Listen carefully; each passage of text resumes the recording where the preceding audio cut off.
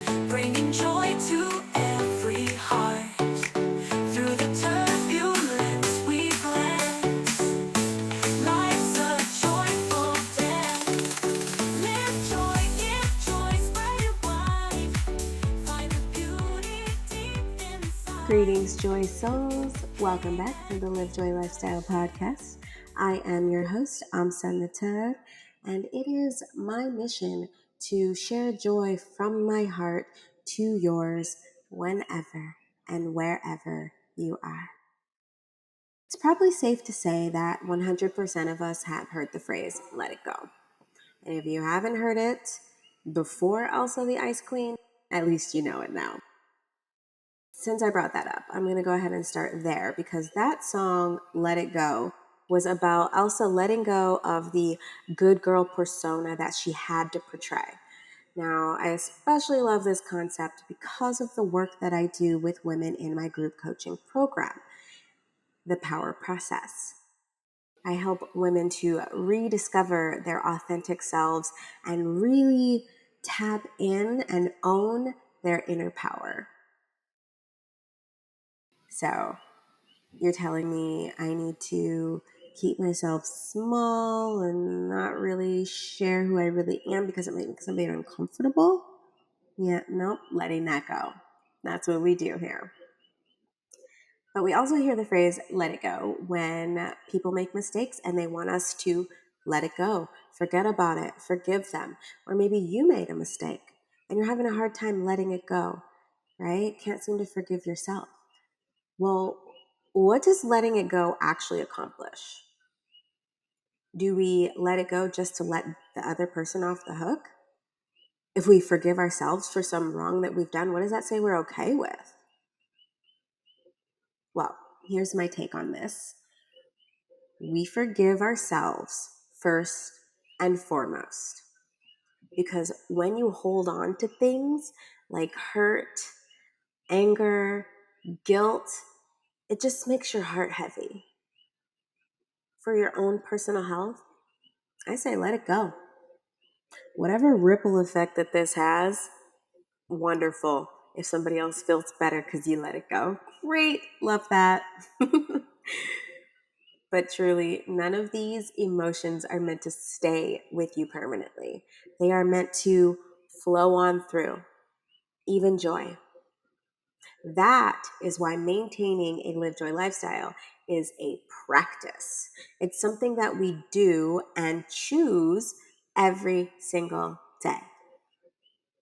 There are so many instances in life where we say, let it go. So I'm going to go ahead and move on to my hardest challenge personally in the art of letting go. Surrender. Let go and let God. Realizing that I don't have all of the control and quit worrying about the outcome and maybe quit trying to control what I can't. How about stop living in denial? Yeah. Pretending that something is what it isn't just because I can't accept the turn in the path that my life has taken. Yep, that's me. I've done all of that in all kinds of different situations. But without getting into the nitty-gritty, let me go ahead and tell you about the birth of my last child, because this is a good application of the concept. And I admit, you will see, this was really, really hard for me to do. But because I've been practicing, it only took me a day to figure it out. A long day. So let me tell you, I woke up on Saturday. It's October 7th. I am 8 months pregnant, okay? Eight and a half. And my son wanted to go watch a soccer game. He is on a team and he had never been to a game before, so we thought it was a good idea for him to watch a game in person, right? Cheer on the other players. So I take us, me, him, and my daughter, and we go to the park.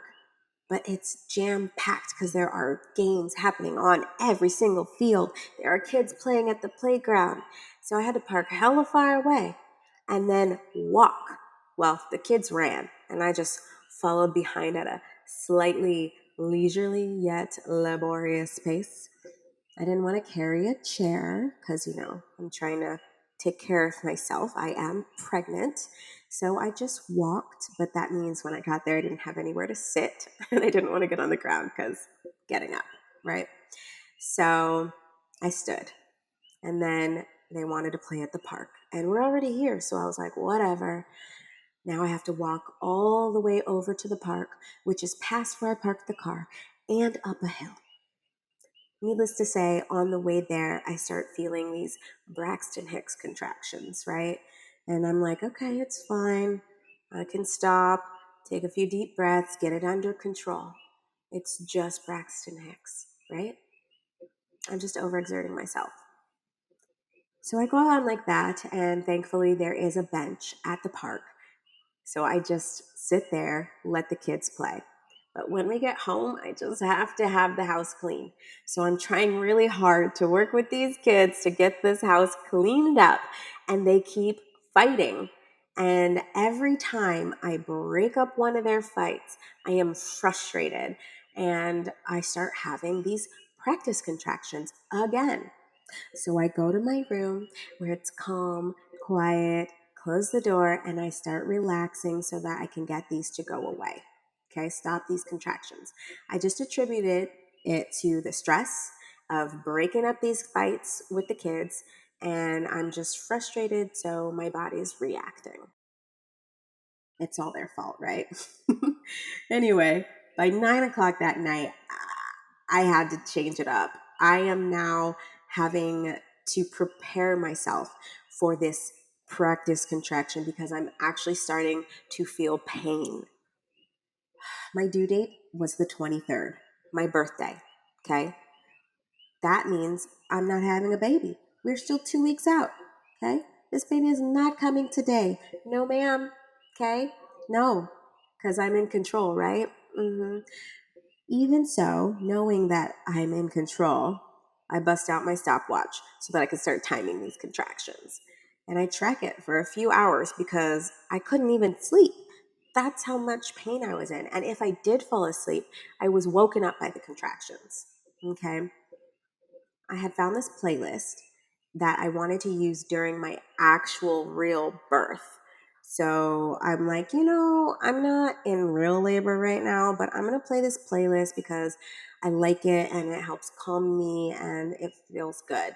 And, I'll play it, like a practice run since I'm having practice contractions. Well, yeah, I listened to that entire thing and come to 1 a.m., I'm still up with this stupid stopwatch. And the last song is about what now? Surrender.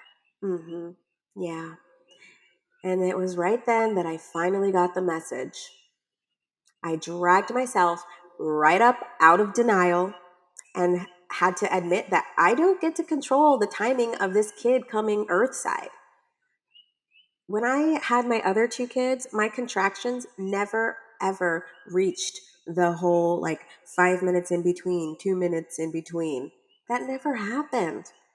That's why I ended up having those two born under the influence of Pitocin because the doctors were trying to control my birth.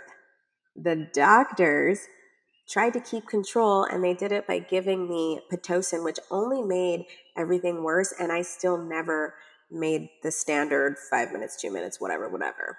Okay. So they tried to make my body conform. And that right there should have been my sign. I'm sitting here timing them, knowing that I was never going to that perfect, in the box labor that they tell you it's supposed to be. So then I decided I'm letting go. I let go of my plan to have my baby on my birthday. I let go of the idea of this perfect birth where my house is clean. All of my singing bowls are aligned against the wall. Both of my kids are home. And I had to let go of laboring in a tub of warm water because we didn't have the adapter to fill up the birth tub yet because I still had 2 weeks. So I had time to get it. And my daughter was at a sleepover. So there goes that.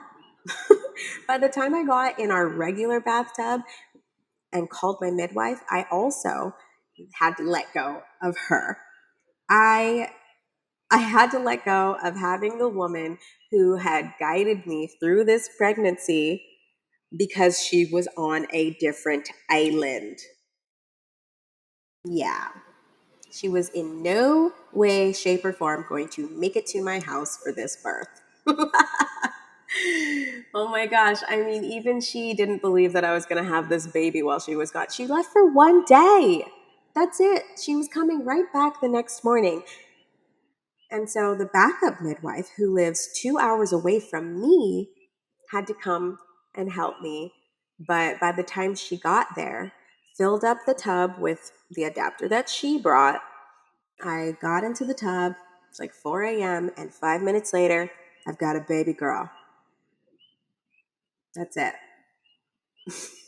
So all of that to help me say that it's great to have a plan. Super great. But you also have to be willing to surrender it. Let go in favor of smoother sailing. Had I surrendered to what was happening earlier in the day, my midwife could have been at my birth. We could have abandoned the whole day of cleaning and going to the park because there's going to be more games, right? We could have just not done all of that, and I could have set up my singing bowls and not let my daughter go to a sleepover. So, when it comes to our manifestations, prayers, feeling stuck in dark times, it's important to keep going, but it's just as important to release expectations of the outcome and even the unfolding of it, right? There is joy in the surrender, the lifting of the burden. You're not solely responsible for the way that the world turns. You're not even solely responsible for the way your own world turns. So let it go. Do your part. Do your best. Do what you can. Do what you know. And then let it go. When you obsess over the issue or keep trying to control and fight the forces of nature, it only causes you more stress, more anxiety. You don't need that. I know letting go of control and worry can be really hard. It's not easy, but it takes practice. It's like a muscle that you've got to build up. That's why I like to affirm that surrendering takes strength, and I am strong enough to let go and surrender. I believe you are too. So, what are you holding on to that would do you good to let go of? It doesn't have to be the start of a new year for you to start letting go of things. Whenever you realize that this, whatever it is, isn't serving you well anymore, that's a great time to say bye bye, or at least start to say bye bye. We let go of all kinds of things, people, emotions, fear, beliefs. Everything and everyone has been put into our lives for a purpose. And when the purpose is fulfilled, it's only natural for everyone to move on. As simple as that concept is, it can be so hard to let go, even of things that we know are no good for us. So remember, it's a process, and it's really great to have support while you go through it. Lean into your support system. We aren't meant to be doing all of this alone. And if you find that you are lacking support, reach out. If your support isn't sturdy enough, reach out.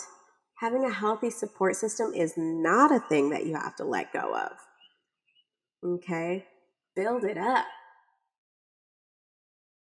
I hope that my words have provided some sort of support for you. And if that's true, please share this podcast. Save it, like it, subscribe to it, and let me know, what are you letting go of this week? What are you letting go of to make more room for joy? Check the notes to see how to contact me. I really do want to know. Maybe you want to book a free innerJOY activation strategy session. I am here to support you and to provide accountability. So I look forward to sharing innerJOY with you. Until then, let your breath fuel you, let your heart move you, and let your intuition guide you. Peace, love, and live joy.